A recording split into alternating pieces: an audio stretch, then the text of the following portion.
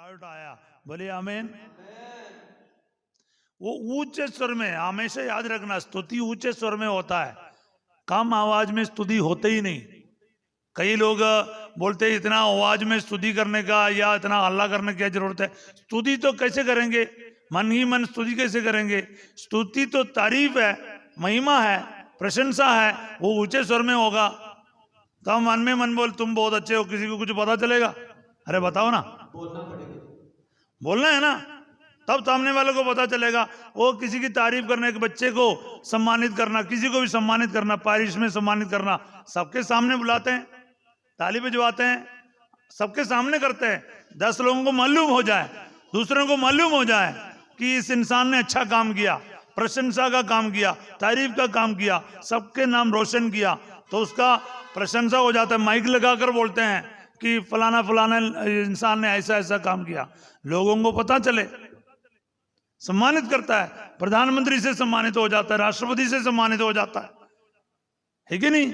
हाँ, तो ईश्वर की प्रशंसा तारीफ चुपचाप से नहीं होता, सारी दुनिया के सामने भरी सभा में प्रभु की स्तुति, आराधना, महिमा होना चाहिए। सब बोले हल्लेलुया, ऊंचे स्वर में हल्लेलुया।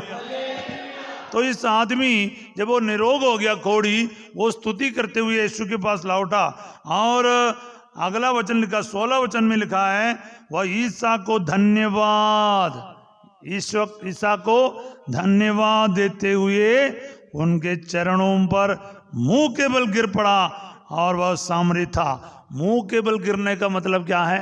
आराधना।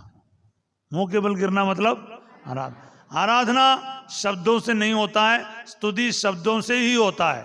आराधना के लिए यार क्या बॉडी लैंग्वेज चाहिए, फिजिकल एक्सप्रेशन चाहिए। आप हाथ जोड़ लिया, ये आराधना है। आपने भाव कर लिया, ये क्या हो गया? आराधना हो गया। हाथ बढ़ाया, क्या हो गया? आराधना हो गया। हाथ ऐसे लहराया, क्या हो गया?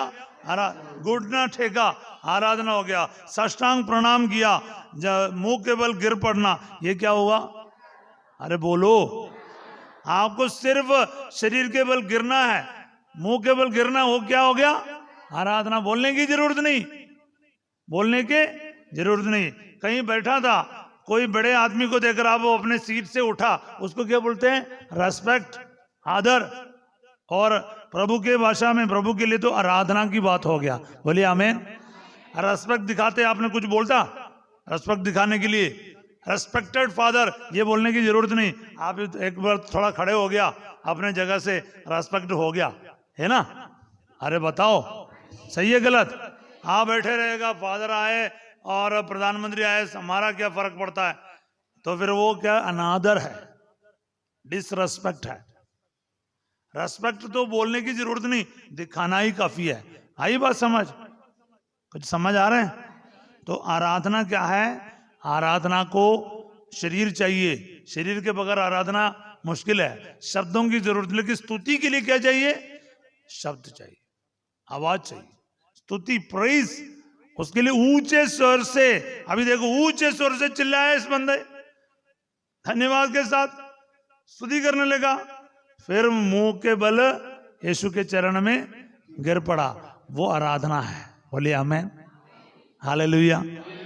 बात समझ में आ रहा है? बात समझ में आ रहा है? बोले हल्लेलुया, हल्लेलुया, हल्लेलुया, ऊंचे स्वर में हल्लेलुया। स्तुति जब कर रहे हैं ना, हल्लेलुया बोलकर ऊंचे स्वर में करना है, नहीं तो आपकी स्तुति वैलिड नहीं है, मान्य नहीं है। बोले हल्लेलुया। इसलिए गला फट रहा है तब भी हम चिल्लाते क्यों? क्योंकि स्तुति को तो स्वर्ग पहुंचना है, उसको स्तुति ऊपर जाना है, तो इसलिए थोड़ा जोश से ही बोलना पड़ता है। बोले हल्लेलुया। अब मैं इस तरह फोकस क्या करता हूं, 9 लोग आए नहीं वापस, 10 के 10 निरोग हो गए, एक आदमी, वो भी सामरी, वापस आ गए। तो ध्यान रखना, एक बंदा आराधक बन गया। बोले आमीन। एक बंदा आराधना करने वाला निकला। ये आराधना करने वाला निकलना चाहिए। जो बैठ कर इधर से जाएगा ना, स्तुति करने वाला नहीं, धन्यवाद देने वाला नहीं, आराधना करने वाला निकलना। वहां तक आपको पहुंचना है। आराधना करने वाला के समूह बनना चाहिए। ये समूह जो है आराधकों का समूह बनना चाहिए। द कम्युनिटी ऑफ वर्शिपर्स से हालेलुया। जब आराधक का समूह बनता है, किसी को खींच कर लेकर नहीं आना पड़ता है, वो दौड़ कर आएगा। बोलिए आमीन। वो अपने आप आएगा। जो आराधक बनता है उसको जोर लगाना नहीं पड़ता है, बाकी सबको जोर लगाना पड़ता है। जो आराधक बन जाएगा उसको कोई रोकेगा भी नहीं। बोलिए आमीन। रोकने से भी रोकेगा नहीं। यही है आराधक। सब बोले हालेलुया, सब बोले हालेलुया। तो इस बात को याद रखो। तो ईश्वर क्या चाहते हैं? यीशु मसीह अनुग्रह, आशीष, चंगाई हमें क्यों देता है? ताकि हम आराधक बन जाए। क्या बन जाए? बात समझ में आ रहा है? तो आशीष लेकर यूं ना जाना, फिर आशीष नहीं मिलते नहीं आना, ये नहीं। आप एक बार यीशु के पास आए, आशीष मिलेगा तो मिलेगा, और आशीष मिलने के बाद वर्शिपर बन जाओ, आराधक बन जाओ। यूं छोड़कर नहीं भागना चाहिए। बोले हालेलुया, हालेलुया। यीशु की स्तुति हो, यीशु को धन्यवाद, यीशु की स्तुति हो, यीशु को धन्यवाद। Hallelujah, hallelujah. तो इस बात को याद रखना चाहिए। इस बात को याद रखो कि आप सिर्फ कुछ बात मिल गया, थोड़ा धन्यवाद भी बोल दिया, यूं चला गया, नहीं। आराधक बनना है, यीशु यही चाहता है। और सबसे पहले हमारे अंदर क्या आना चाहिए? धन्यवाद की भावना, धन्यवाद आना चाहिए, फिर आएगा दौड़ के। बोलिए आमीन। तो धन्यवाद के साथ हम ईश्वर के प्रसन्स में आ जाएगा। तो धन्यवाद का फायदाएं क्या है, थोड़े हम देखेंगे। पहली बात है, धन्यवाद बोलने से क्या होता है? सबसे पहले बात अभी हमने देखा है, आपके अंदर खुशी मिलेगी। बोलिए आमीन। क्या मिलेगी? हाँ, धन्यवाद देना शुरू करो, क्या मिलेगी? क्या? खुशी के लिए क्या करना पड़ेगा? धन्यवाद। तो ऑन द स्पॉट आप प्रभु की उपस्थिति में भी आया। वचन हमने पढ़ा था, एक बार फिर पढ़ेंगे। स्तोत्र 16:11, स्तोत्र 16:11, स्तोत्र 16:11।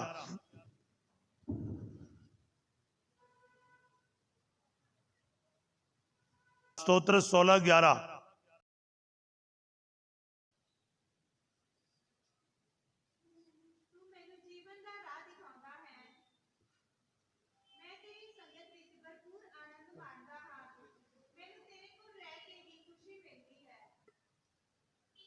हाँ, एक बार फिर पढ़िए ना। तू मैनू जीवन दा राह दिखाउंदा है। हाँ, मैं तेरे संगत विच भरपूर आनंद मानता। क्या? मानता। हाँ, मानता। हाँ, और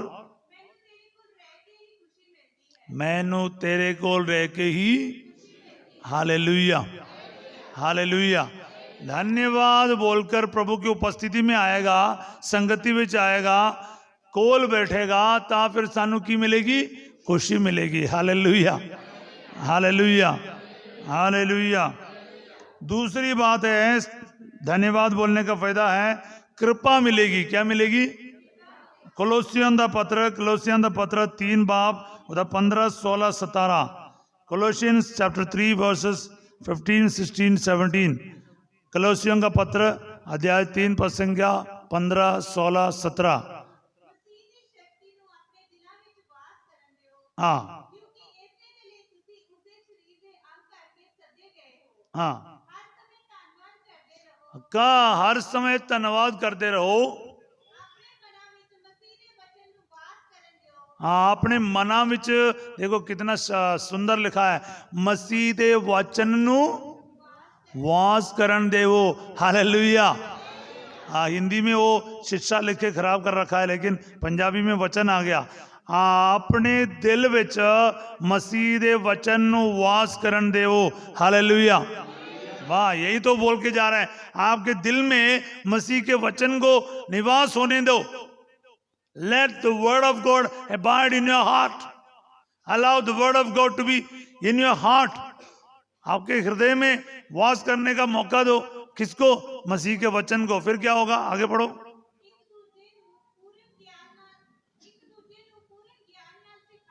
हाँ हाँ, बस बस इतना काफी है। बोले hallelujah, hallelujah, hallelujah, hallelujah. Hindi में हम एक बार पढ़ेंगे कलोसियों का पत्र ना, कलोसियों का पत्र उसका 3 अध्याय 3, 15, 16, 17 में हम क्या पढ़ते हैं एक बार हम देखेंगे। हाँ, आप जो भी कहें, सॉरी मैं 15 से पढ़ता हूँ, 16 से पढ़ता हूँ। मसीह की शिक्षा लिखा है इसमें, मसीह की वाणी होना चाहिए या वचन होना चाहिए। मसीह का वचन अपनी परिपूर्णता में आप लोगों में निवास करें। आप बड़ी समझदारी से एक दूसरे को शिक्षा और उपदेश दिया करें। आप कृतज्ञ हृदय से ईश्वर के आदर में भजन, स्तोत्र और आध्यात्मिक गीत गाए करें। बोलिए हालेलुया, हालेलुया, हालेलुया, हालेलुया।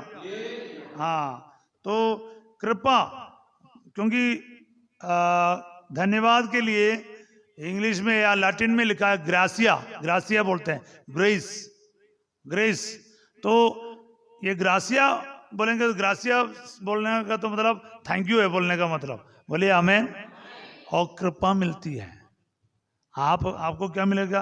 आप एक दूसरे से कृतज्ञ हृदय से ईश्वर के आदर में भजन और स्तोत्र और आध्यात्मिक गीत गाया करें। मसीह के क्योंकि आपके अंदर क्या है? मसीह का वचन निवास करता है। बोलो मेरे अंदर मसीह का वचन निवास करते हैं। Hallelujah, hallelujah. मेरे अंदर मसीह का वचन निवास करते हैं। हालेलुया। विश्वास करना चाहिए, विश्वास करना चाहिए, तब मसीह की उपस्थिति आएगा। धन्यवाद करना आप शुरू करेगा, आपके अंदर क्या होगा? आपको कृपा मिलना शुरू करेगा। बोलिए आमेन, हालेलुया। और तीसरी बात क्या है जी? तीसरी बात है आपको शांति मिलेगी। क्या मिलेगी? तो पहले खुशी मिलेगी, दूसरा क्या है? कृपा मिलेगी, और उसके बाद शांति मिलेगी। काय के लिए? क्या करोगे? तो धन्यवाद करोगे। धन्यवाद करोगे। सबसे पहले क्या मिलेगा? आनंद, खुशी, और दूसरा कृपा, तीसरा शांति। तो क्या क्या है बोलो? धन्यवाद करोगे तो सबसे पहले क्या है? आनंद मिलेगा, खुशी मिलेगी, और कृपा मिलेगी, और शांति मिलेगी। हालेलुया। धन्यवाद करेगा तो क्या क्या मिलेगा? आनंद, कृपा और शांति। और शांति के लिए वचन कहाँ लिखा है? ये लिखा है एफेसियों उसका 5 अध्याय 18 से 20। एफेसियों का पत्र, गलाती, एफेसी, फिलिपी, कलोसी। हाँ,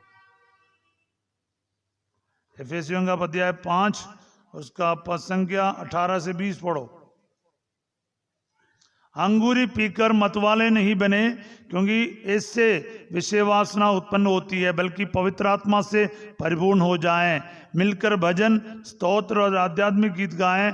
पूरे हृदय से प्रभु के आदर में गाते बजाते रहें, और प्रभु यीशु मसीह के नाम पर सब समय सब कुछ के लिए पिता ईश्वर को धन्यवाद देते रहें। बोलिए हालेलुया, हालेलुया, हालेलुया।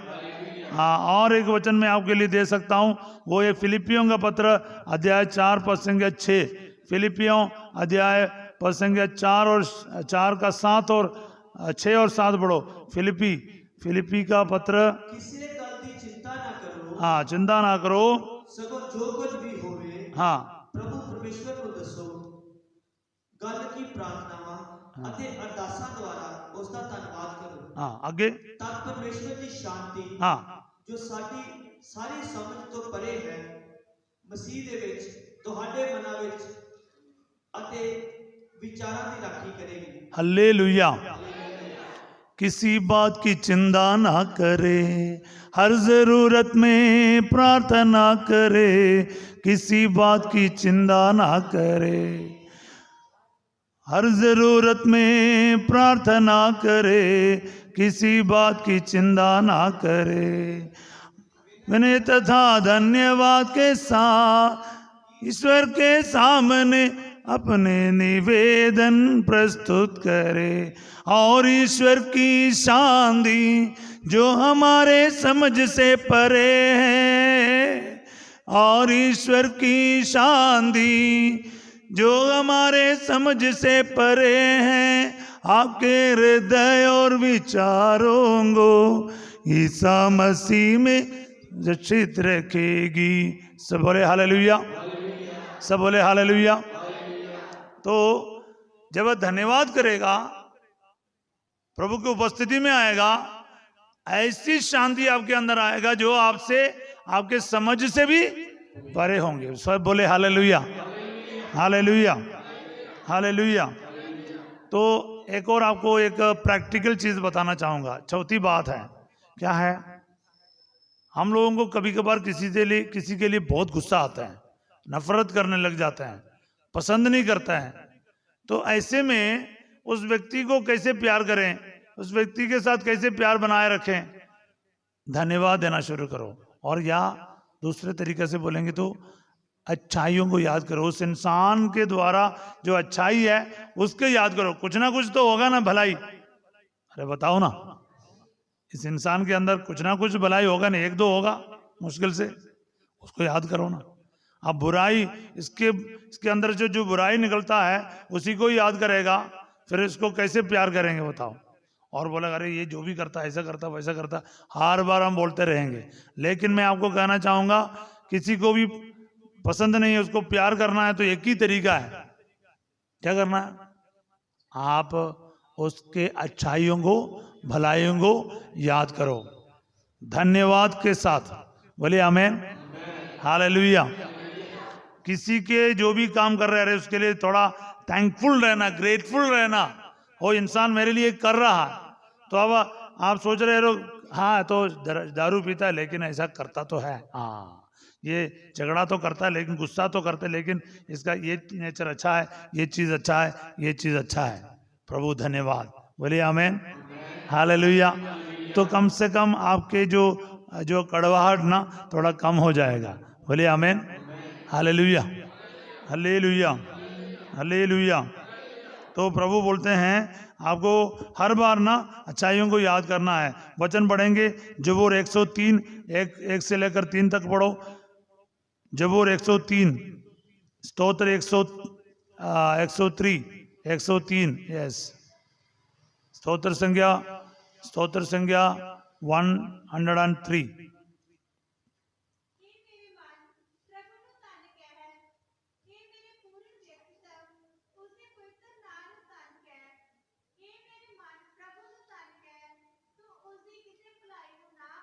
हाँ,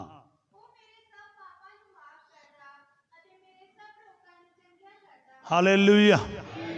तो सब पाप, सारे झगड़ा लड़ाई, सब बीमारी भी जब धन्यवाद करेगा दूर हो जाएंगे। बोलिए आमीन, बोले हालेलुया, हालेलुया।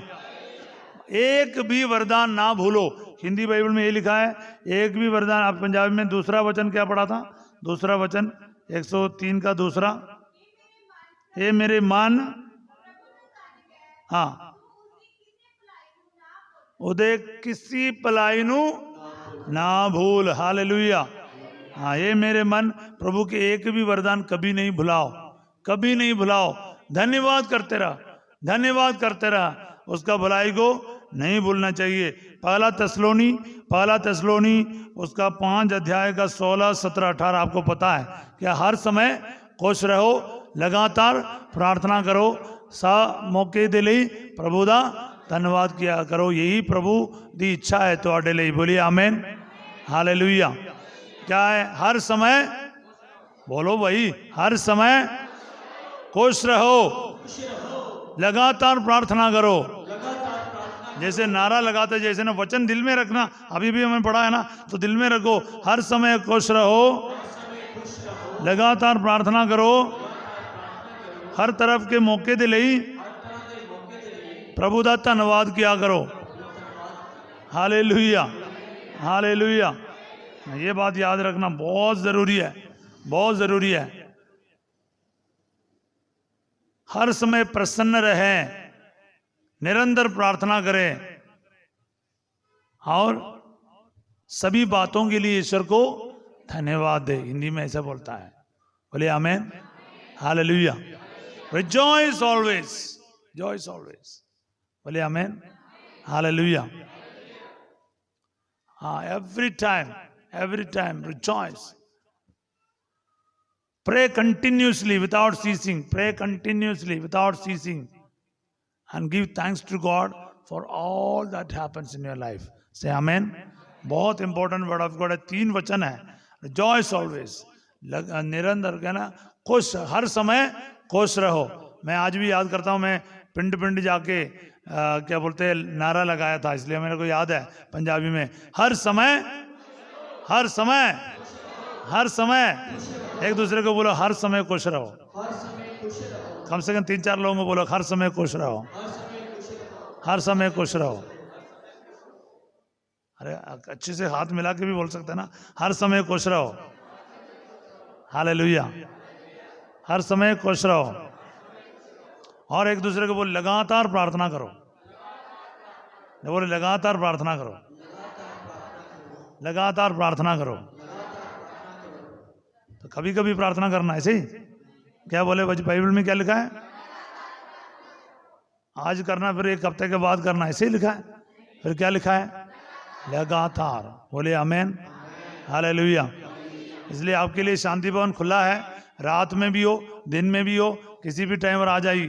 बोले आमेन, हालेलुया। अभी रहना चाहते रहो, रह भी सकता है ना। कब हर टाइम घर में रहना क्या मन्नत मांग के रखा है यार, कभी कभार इधर भी आके रहो ना हमारे साथ भी। बोलिए आमेन। आटा चावल लेके आओ, बनाओ, खाओ।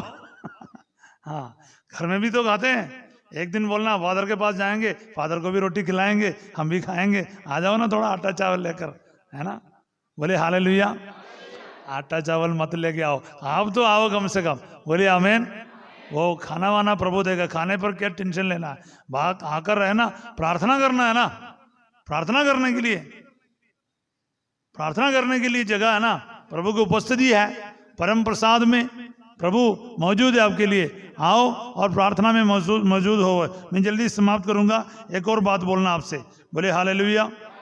वो है धन्यवाद करने से एक बहुत बड़ा फायदा है। मैंने कई महीने पहले आपको बताया था, धन्यवाद करेगा एक चीज आपको करने का मौका मिलेगा। क्या है? विनम्रता को प्रैक्टिस करना, ह्यूमिलिटी प्रैक्टिस करने का मौका मिलेगा। बस धन्यवाद करना है, अपने आप विनम्र हो जाएगा, हलीम बन जाएगा, दीनहीन बन जाएगा। बोलिए आमीन, हालेलुया। तो अगर आपको ह्यूमिलिटी प्रैक्टिस करना है, घमंड से बचना है, अहंकार से बचना है, प्राइड से बचना है, तो फिर क्या करना है? आप धन्यवाद देना शुरू करो। माता मरियम यही सिखाती है। बोलिए आमीन। क्या सिखाती है? लूकस का अध्याय 1:47 से बढ़ते 49 तक। बढ़िए लूकस का अध्याय 1:47 से बढ़ो।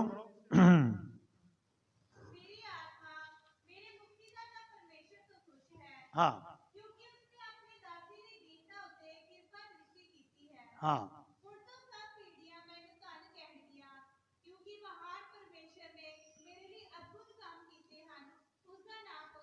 हालेलुया। माता मरियम कहती है सर्वशक्तिमान ने मेरे लिए महान कार्य किया है, धन्य है उसका नाम, पवित्र है उसका नाम। वो धन्यवाद करने शुरू किया, वो आनंदित, मेरा मन अपने मुक्तिदाता में आनंद मनाती है। बोलिए आमीन। क्यों? क्योंकि सर्वशक्तिमान ने मेरे लिए महान कार्य किया, उसने अपने दीन दासी पर कृपा दृष्टि डाली है। बोलिए आमीन। और धन्यवाद करने की वजह से वो खुश रही। खुश रहने की और धन्यवाद करने की वजह से हमेशा बोला कि मैंने कुछ नहीं किया, ईश्वर ने मेरे लिए किया। तो उसमें विनम्रता आ गई। बोलिए आमीन। तो यही बात है, नम्रता सीखना है, फिर धन्यवाद देना शुरू करो। बोलिए हालेलुया। और स्तुति के बारे में 2 शब्द बोलना चाहूँगा। मैं 3 इंसिडेंट आपको बताना चाहूँगा। वो है, पहला इंसिडेंट है दानियल के किताब में अध्याय 3 पद संख्या 51 से हम पढ़ते हैं, 51 से। उससे पहले हम पढ़ते क्या है, शद्रक मेशक और अबेदनगो तीनों को नबूकदनेस्सर राजा ने आग के भट्टी में डाला। तो आग के भट्टी में डाला, 7 गुना आग को बढ़ाया, पर उनका बाल को भी कुछ नुकसान नहीं हुआ। सब बोले आमीन, हालेलुया। वो तीनों अंदर जाकर क्या करने लगा, स्तुति करने लगा। क्या करने लगा, स्तुति करते ही एक स्वर्गदूत वहीं आ गया, यानी ईश्वर खुद उस आग के बीच में उतर आ गया, उसके पूरे वातावरण को ऐसा बना दिया जैसे एसी कर लिया हो। बोलिए आमीन, हालेलुया।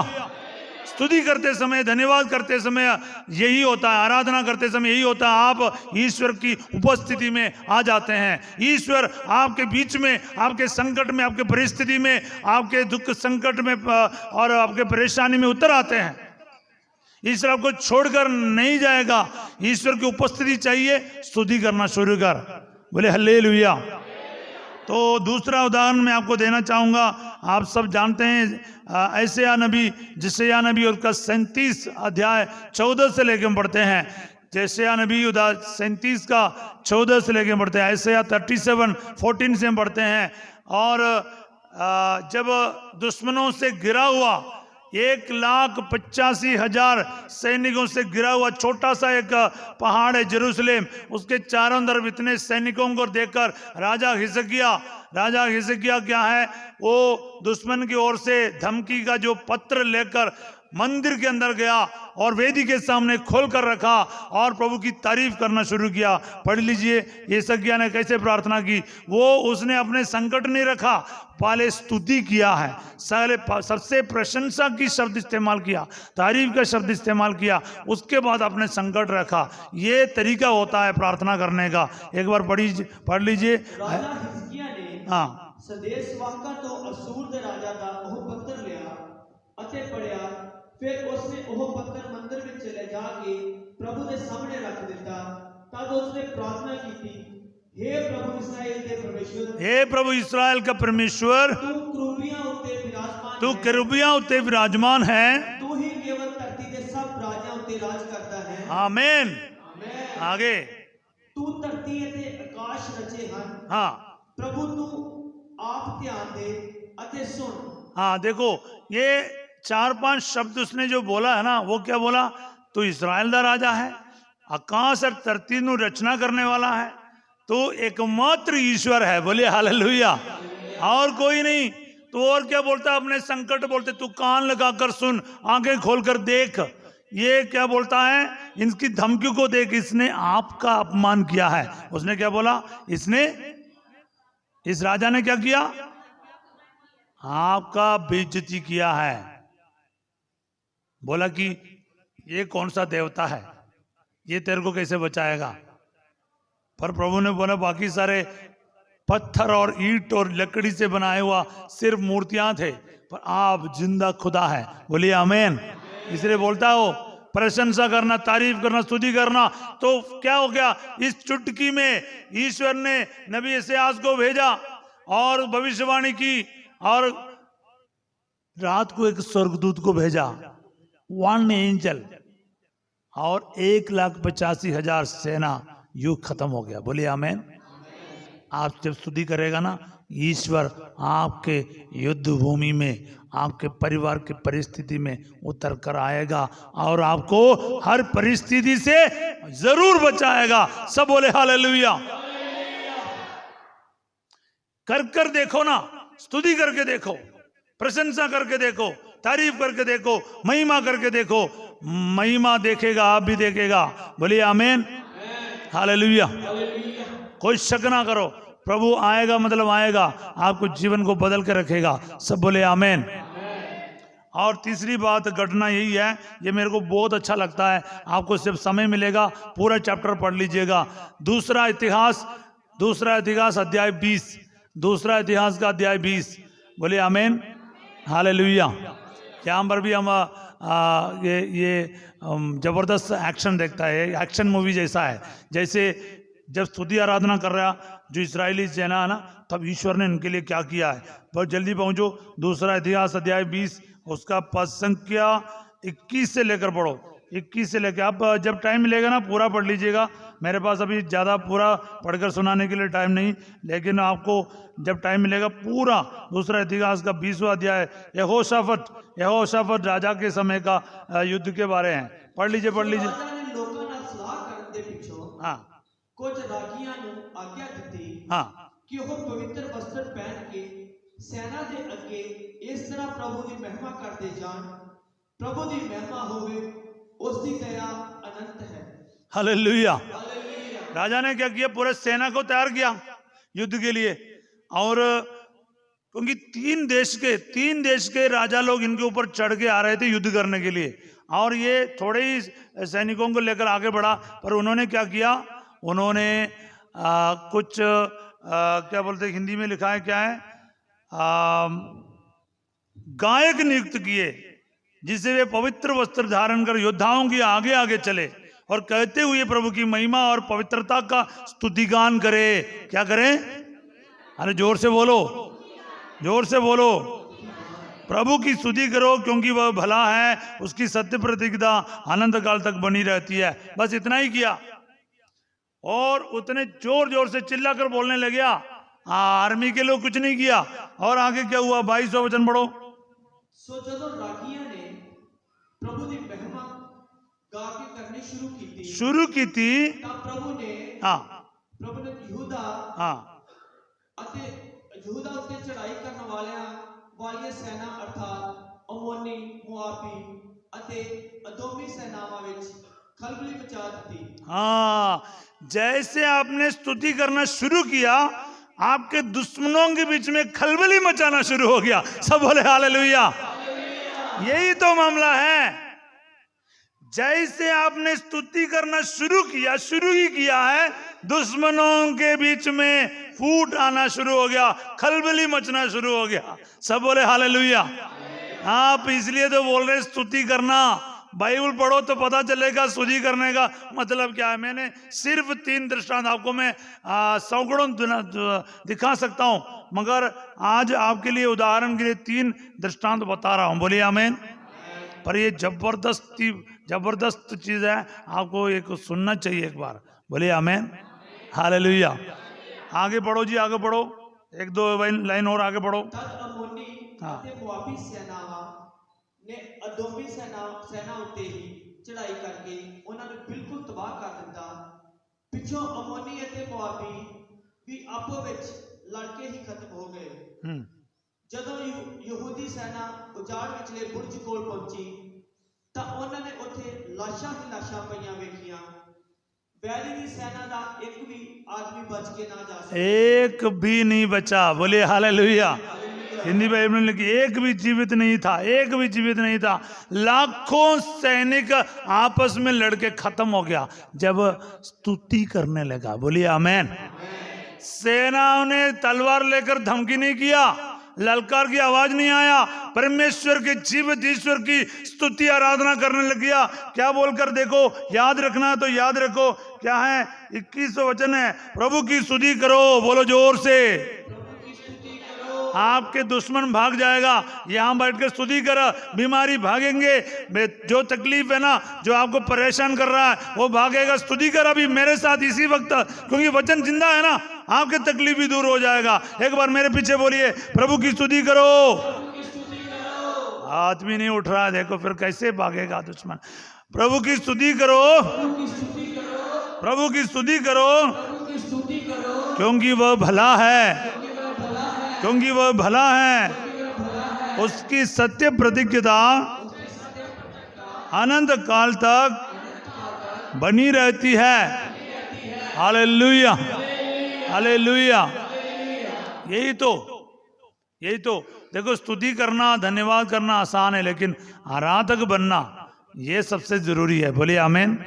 वापस लौटना, उसके चरणों पर गिरना, तब प्रभु बोलेगा, खुश होकर बोलेगा, इसके अलावा कोई और आए नहीं। तो इसलिए आराधक बनना बहुत ज़रूरी है। हम सब खड़े हो जाएं, एक पल प्रार्थना करेंगे। और ये जो संदेश आज मिला है, आपके दिल में रखिएगा। ईश्वर के उपस्थिति में, मौजूदगी में जाने के लिए हमारे पास क्या क्या चाहिए? धन्यवाद, स्तुति और आराधना। क्या क्या चाहिए? धन्यवाद, स्तुति और आराधना। बोले हालेलुया।